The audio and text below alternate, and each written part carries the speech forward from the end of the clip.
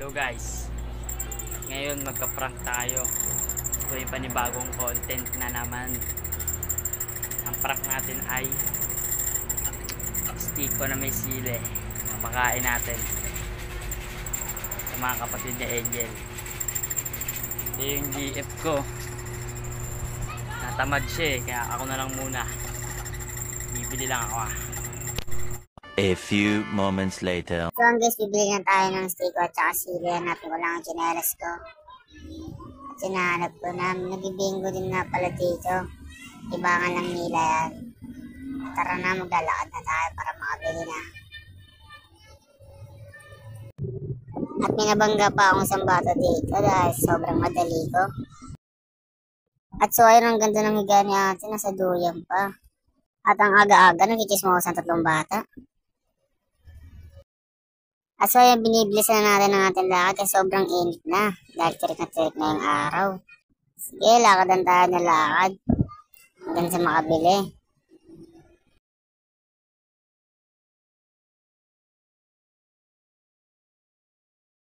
At so ngayon, liliko na tayo. Huwag na lang at malilim ang lalakarin natin ngayon.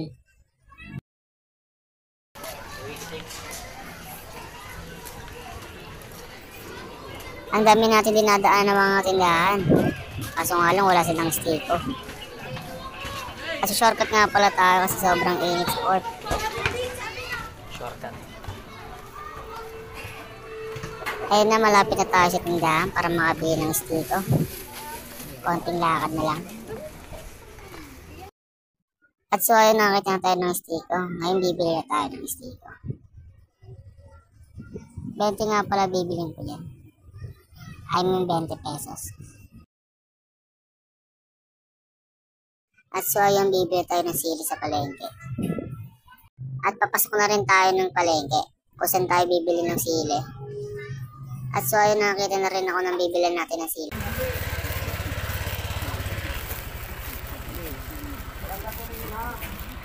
Paano sili niyo tayo? Pabili nga ako. Isa. Tayo nga plastic tayo.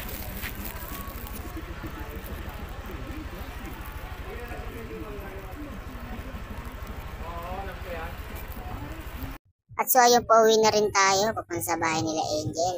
Dahil paprank ko na ang kanyang kapatid at ang bayaw niya.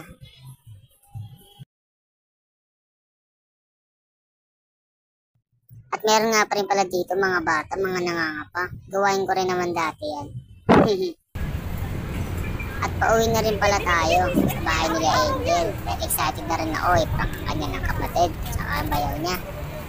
At ibilisan ko na rin yung lakad ko dahil sobrang init na. Tirik na talaga yung araw.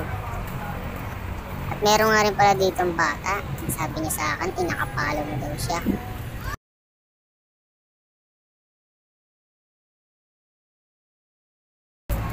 Pinalo ko kayo At syempre, nag-thank you din kaagad ako dahil nakapalo siya sa akin. At nandito na din pala tayo sa bahay nila Angel. At papasok na din ako. Bulaga, nagulat ba kayo? Ito na nga pala, maglalagay na pala tayo ng sili. At so ayun, ibubuhos ko na. At so ayun, ilalagay ko na ang sili sa stiko. Inamoy pa. Ayun, natapang daw. Ayun na, pinasok ko na ang sili sa stiko. Pinasok ko nang ipinasok para di mahalata.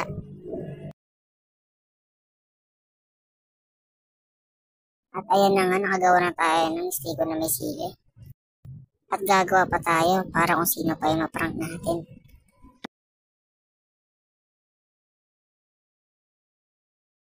At tuntua naman ako dyan sa gagawin kong prank para sa kapatid ni Angel at sa bayaw niya.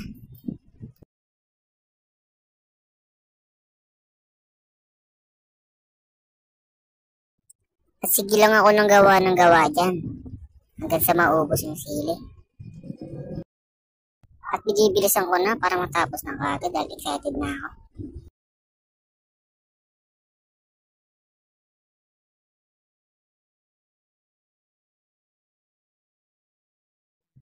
Tuwang-tuwa. At kagat palabi. Akala ko takan na takan sa sili.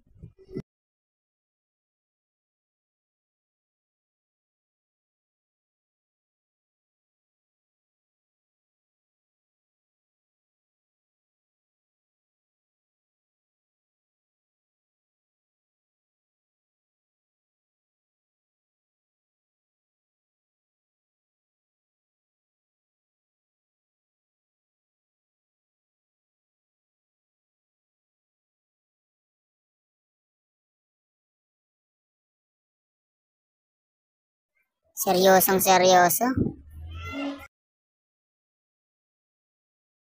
At so yun pala, tapos na din pala ako. Iligpit ko muna para di makalat.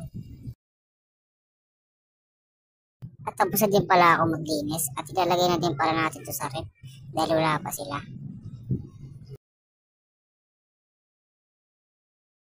At naguguluhan na ako kung saan ko ba talaga ito ilalagay para di malata.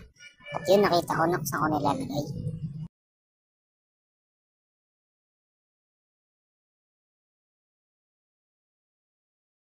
Yung jeep ko, ginising ko niyan. Ayun, nabatrip sa akin. At hihintay na muna natin sila. One eternity later.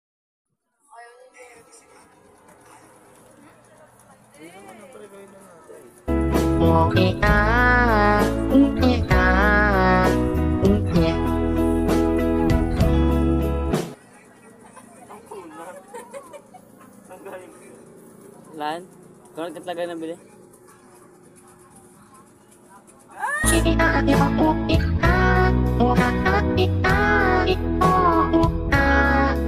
First blood.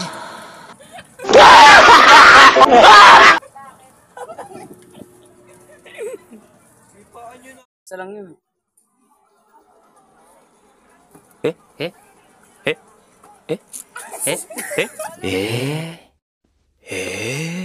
Double kill.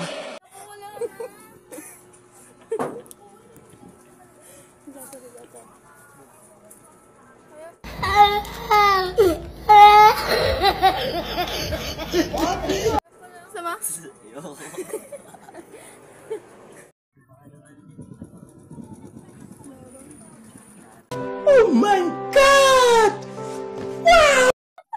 Triple kill.